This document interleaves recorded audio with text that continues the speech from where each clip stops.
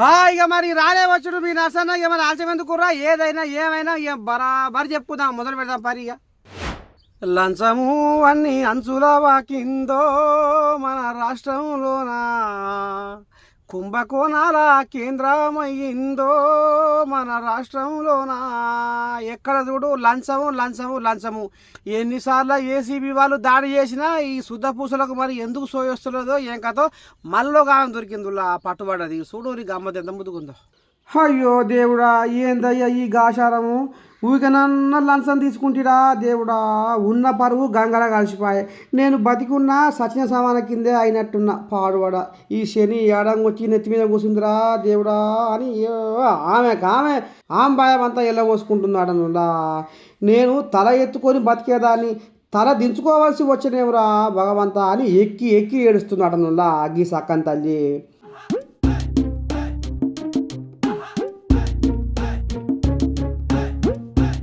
Hyderabad మాసప్ ట్యాంకులో tribal welfare ఆఫీస్లో పనిచేస్తున్న ఈ తల్లి ఎగ్జిక్యూటివ్ ఇంజనీర్ అట. ఈమె పేరు జగజ్యోతి అట. ఇక ఒక సంతకం విషయంలో 84,000 లంచం అడిగిందట ఈ సక్కన్ తల్లి. ఇక ఈ పుణ్యగంగా చేసిన ఉద్ధారకానికి లాభం లేదనుకున్న బాధితుడు ఏసీబీ వాళ్ళను ఆశ్రయిస్తే ఈ భాగవతం బయటపడ్డదట నుల్లా. ఇక అమ్మగారికి సుక్కలు కనబడి కన్నీటి సుక్కలను రారుస్తుంది అన్నట్టు. మరి పెద్దలు ఊకే అన్నారా పాపము అన్యాయం ఎన్నడూ దాగదని ఇంకో ఈ కథ నడిచిందుర్రా.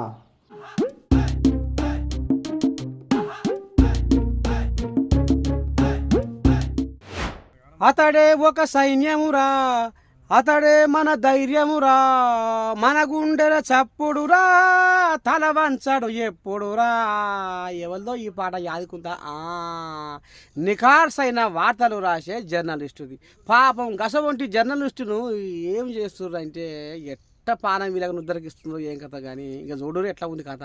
ఇక జర్నలిస్టుల తెరుగు వస్తే జైలు శిక్ష తప్పదు జరిమానా తప్పదు అని ఏకంగా సుప్రీంకోర్టు తీర్పు ఇచ్చిన విలేకరుల మీద విచ్చలవిడిగా దాడులు జరుగుతూనే ఉన్నాయిలా. నీతిని అంటగలిపే జాతిని మంటగలిపే పాపాత్మల పసిగట్టి న్యాయానికి ఉరివేసే ధర్మానికి ఉచ్చుపెట్టే నికృష్టుల అరికట్టే జర్నలిస్టును ఇగో ఏ రకంగా కొడుతురో చూడుర్రి ఇలా అంతకాలం పాడుబడా.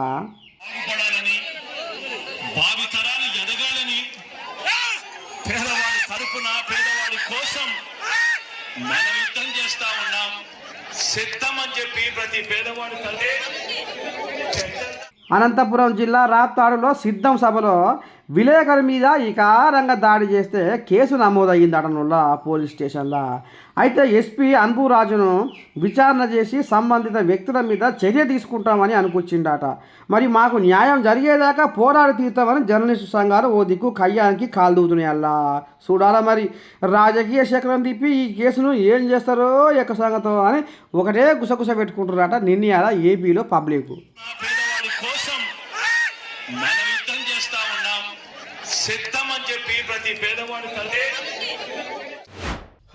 నోరు తెరిస్తే కళ్ళు నెత్తికొచ్చినాయి ఒంటికి పొగరు పట్టింది అని అంటున్నావు కదా, మరి దేనికోసం అంటున్నావు ఎందుకు అంటున్నావు అనే తీరుగా జవాబిస్తుండులా ఎవరు అరవింద్. బాగానే బరాబరే ఆడుచుకుండు జీవన్ రెడ్డిని చూద్దాం మరి. కలిగేరా కయ్యం అంటే దింపరా గంప అన్నట్టు కాంగ్రెస్ పార్టీ జీవన్ రెడ్డి సార్కు మరి ఏమనిపించిందో ఎటట సంగతో కానీ అరవింద్కు మచ్చ అంటిస్తే ఇక ఊకుంటాడు. ఎదురు తిరిగి సరిపోనే అరుచుకుంటున్నా అరవింద్ జీవన్ రెడ్డిని. ఇక చూడు ఏమనుకొస్తుండో పోయే దారిలా. జీవన్ రెడ్డి అంకుల్ జై శ్రీరామ్, బాగున్నారా? ఏదో నాకు అహంకారం అని మీ తమ్ముడు ఏదో ప్యాంప్లెట్లు వంచి చేపించి ఏదో వంచిపించిండట. మళ్ళా మొన్న ఇట్లనే బీజేపీలో సస్పెండ్ అయిన వాళ్ళని పట్టుకొని నాకు ఇష్టబొమ్మ తలగబెట్టించిన వాళ్ళకి పోలీస్ కేసులు కాకుండా చూస్తా అని చెప్పిండట. సరే అంకుల్, నాకు అహంకారం ఎందుకు అనిపించింది అంకుల్? మీరు ఎక్కడ కనబడ్డా నాకు జగిత్యాలు వచ్చినప్పుడు కానీ ఏడ కనబడ్డా అందరి ముందర మీకు పొంగి ఆశీర్వాదం తీసుకుంటా మీ దగ్గర, అందుకని అహంకారం అనిపించింది నాకు.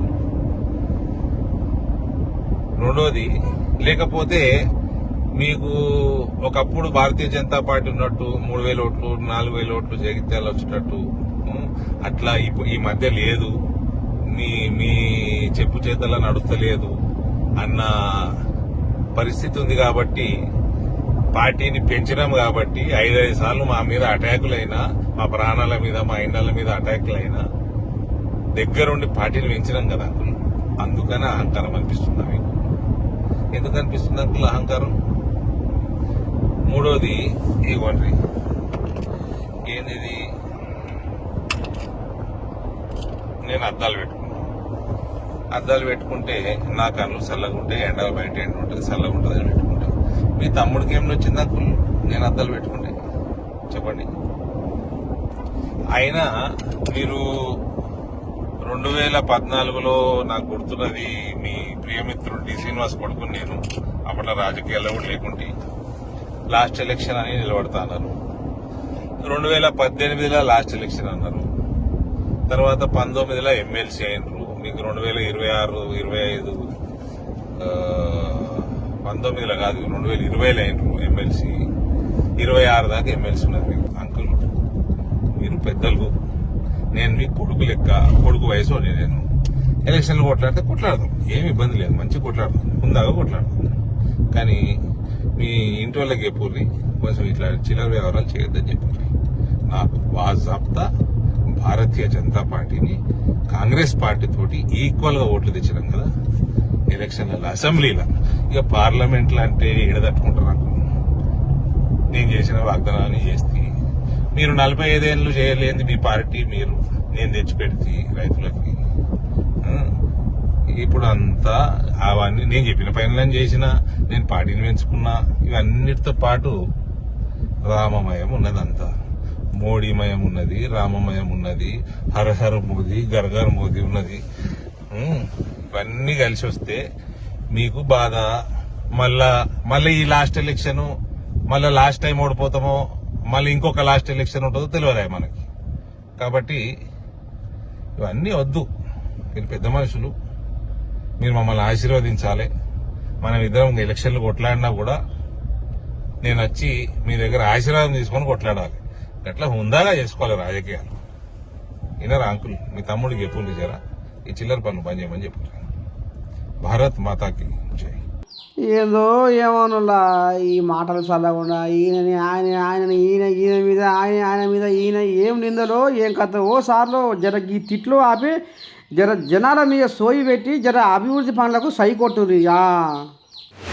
నీ మీద నా జీవి గుంజుతుంది, నీ మీద నా పారం కొట్టుకుంటుంది.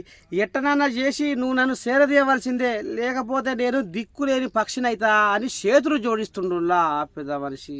వామ్మ బండు ఓడలైతే ఓళ్ళు, వామ్మ బండు ఓడలైతే ఓడలు బండ్లు అయితే అంటే గిదే కావచ్చేసా. పాపం పెద్ద మనిషికి ఏం కష్టం వచ్చే.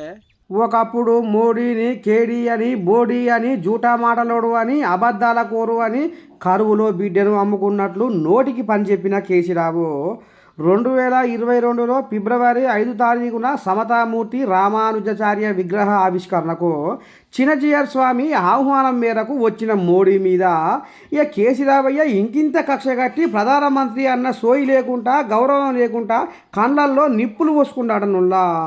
ఇక ఈ ముచ్చట ఇట్ట ఉంటే అసెంబ్లీ ఎలక్షన్లల్లో బొక్కబొర్ల పడ్డ కేసీరావు లేచి చూసేసరికి ఒక్కొక్కరు కాంగ్రెస్లోకి లైన్ కడుతుంటే, ఇక దిక్కుతోచని స్థితిలో కొట్టుమిట్టాడుతుంటే, ఇంకా మీదంగా రేవంతమయ్య గుండె మీద గుద్దినట్టు కేసీరావు తప్పులన్నీ అసెంబ్లీలో ఏంచిపోసేసరికి ఇక లాభం లేదనుకున్న కేసీరావు ఇక ఎక్కడేం లేకపోతే అక్కమ్మగడే దిక్కు అనుకుంటా కేసీరావు మోడీ అని కలవరిస్తున్నాడనుల్లా. నిన్నయాలా పార్లమెంటు ఎలక్షన్లలో మీతో పాటే పొత్తు కుడతా అని కాలబేరానికి వచ్చి మోడీని గెలవాలని కంటికి పుచ్చడు ఏడుస్తున్నాడనుల్లా కేసీరావు. ఇక మరి కిషన్ రెడ్డి సారు లక్ష్మణనేమో కేసీరావు మా శోభతే వద్దు అని కరాఖండిగా ఖండాలుగా ఖండిస్తుంటే, మోడీ సారే నా దేవుడు, మోడీ సారే నా ప్రాణం, మోడీ సార్ మీదనే ఆశ పెట్టుకున్నా అని కేసీరావయ్య ఇక మరి మోడీకి ఏం మంత్రం వేసి మెప్పు పొందుతాడో ఏం కథో అని ఒకటే గుసగుస పెట్టుకుంటారట నిన్నయాల పబ్లిక్. పో నీ తీర్థము ముట్టని బతుకు వ్యర్థము, ఆ తీర్థములో అంతులేని అర్థము. నీ తీర్థము ముట్టని బతుకు వ్యర్థము, సమ్మక్క సారక్క నీ తీర్థము ముట్టని బతుకు అస్సలు బతికినా సచిన కిందే సమానం అన్నట్టుగా భక్తులు తండోపతండాలుగా కదిలి మేడారం పోతుంటే నా స్వామి రంగ కథ ఎట్లా ఉందంటే వామ్మో ఇక చూద్దాం పరి. ఇక నిన్నయాల మేడారం జాతర మూత మోగుతుంటే ఆకాశం గంతులేస్తుందట, జగము శిగమోగుతుందటరా. లక్షల మంది భక్తులతో మేడారము సమ్మక్క సారక్క మహాజాతర అంటే ఇక శిబ్బులు శిగాలు ఊతున్నాయట, మసివంతలు మాట్లాడుతున్నాయట. మరి ఏందనుకుంటున్నా, మేడారం పెద్ద పండుగ అంటే ఆసియా ఖండంలోనే అతిపెద్ద గిరిజన జాతరగా పేరు పొందింది మేడారం. ఇక మేడారం జాతర పనులు సీతక్క దగ్గర ఉండి చూసుకుంటున్నాడనులా. 12,000 మంది పోలీసులాట, 495 సీసీ కెమెరాలాట, 15 పైగా డ్రోన్లాట, 20 మంది ఎస్పీలాట, 140 మంది డిఎస్పీలాట, 400 మంది సిఐలాట, 1000 మంది ఎస్ఐలాట. ఇగో ఈ రకంగా భారీ బందోబస్తుతోటి మేడారం జాతర కొనసాగుతుందిలా. ఇక 22 తారీఖు పగడిద్దరాజు సమ్మక్క కళ్యాణం ఉంది కాబట్టి ఇప్పటికే లక్షల కొద్దిగా భక్తులు చేరుకున్నారనులా మేడారము. ఓహో ఎంత రామ సక్కదనము, ఎంత చూడ సక్కదనము మేడారం జాతర. ఎటున్నా ఇలా మన వార్తలు ముద్దుకున్నాయా. ఇక రేపు కూడా ఇదే వస్తా. అంతవరకు చూస్తూ ఉంటారు మీరు మన తెలంగాణ టీవీ. ఉంటా శనార్థి.